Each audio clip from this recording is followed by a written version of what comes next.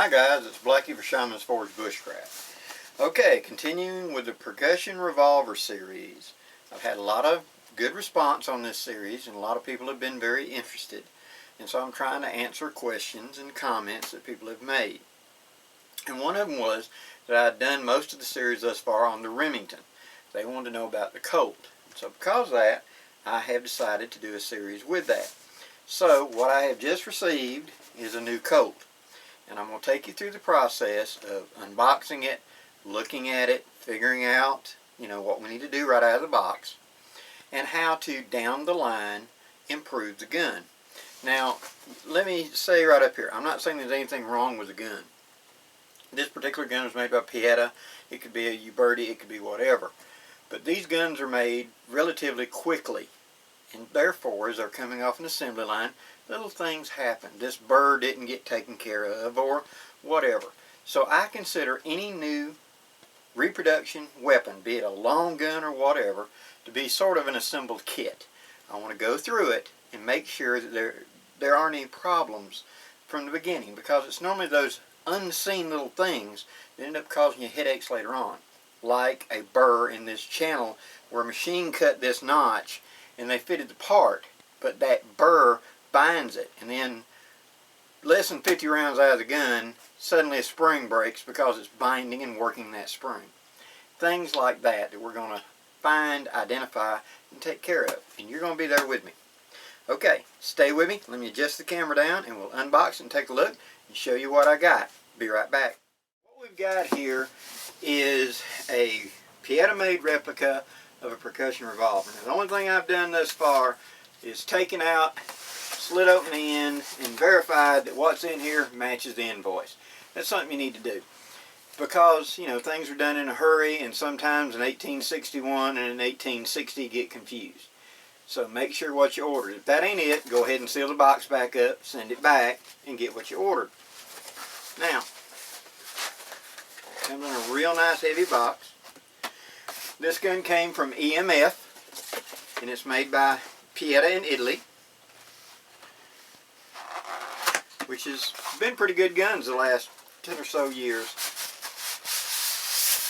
Alrighty. Now, you get your owner's manual. This will give you a good overview of how to disassemble the gun, the names of the parts, warnings, concerns, things like that. Make sure you look at this. Catalog, important notices. Always look over and read these to make sure there's something you may have not known before. Now, styrofoam box, and inside we have, well preserved, a nice heavy bag, an 1861 Navy revolver. Now, these bags, do not throw them away. They've got a good preservative in them. What I like to do is roll them up and put them back in the box. If there's going to be a major problem with the gun, I'm going to have to send it for something, I want that box. Also, if I'm going to lock this gun up for long-term storage, this storage bag with that protecting in it is the perfect thing. So that goes back in the box, along with anything else. Seal it back up, put it up, for that rainy day need. Okay, here's what we got. Let me zoom it in real close and we'll take a real close look at it. Stay with me. Okay, this is an 1861 Navy revolver. From here back, it's basically the 51 Navy. In 1861, Colt began, well 1860, excuse me, they began doing what they call their new series.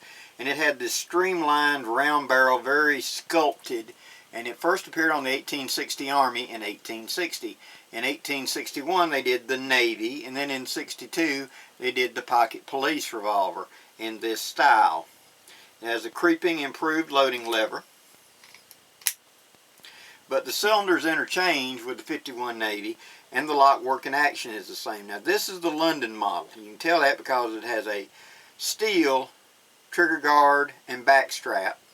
Got a nice cartouche on it. This is the Hartford model from EMF. I gotta say, I'm impressed with the color case on it. Very nice color case colors, and etc. And the gun is cut for a shoulder stock, although I notice it does not have the little notch down here in the heel for the shoulder stock attachment. Minor point. Out of the box. The action times well. No over travel. What you want to do is you want to take it and very slowly cock it. I mean slow.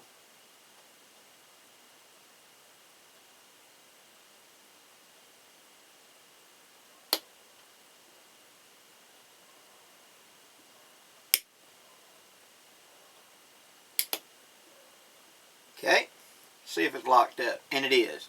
That tells me that the hand has properly been indexed and the timing's right. Sometimes when you cock it very slow, it won't because it's not timed correctly. Now that you've done slow, do it fast, and it locks up solid. If either one of those is a problem, you need to address it or send it back. Very clean, very neat gun. 36 caliber. 8-inch barrel, which is kind of unusual. The originals were 7.5. But all in all, I'm very impressed with it.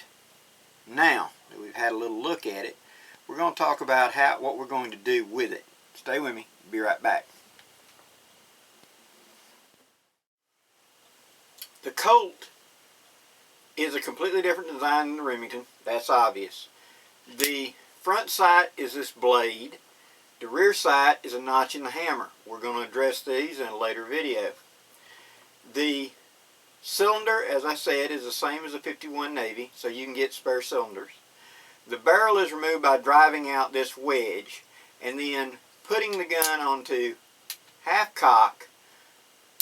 You rotate and put the rammer down between two cylinders and pop the cylinder off, so it comes into 3 separate pieces. We're going to do that in the upcoming video. Why did I pick the 61 Navy? I've had perhaps a dozen or more of the 51 Navies and the 1860 Armies. I have never had this particular model before, and I want to try something new and share it with you.